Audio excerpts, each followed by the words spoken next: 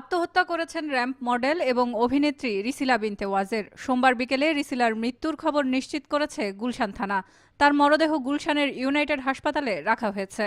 হাসপাতালের এক কর্মকর্তা জানান, বিকেল 4টার দিকে হাসপাতালে আনা হলে ডাক্তাররা তাকে মৃত ঘোষণা করেন।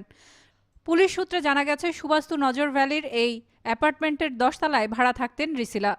ঘটনার সময় স্বামীর সঙ্গে হোয়াটসঅ্যাপে কথা বলছিলেন তিনি, তবে তার স্বামীর সঙ্গে যোগাযোগ করা সম্ভব হয়নি। পুলিশ জানিয়েছে, নিহত মডেল রিসিলা মাদকাসক্ত ছিলেন। নেশার আসক্তির কারণে তিনি আত্মহত্যা করেছেন বলে প্রাথমিকভাবে ধারণা করা হচ্ছে।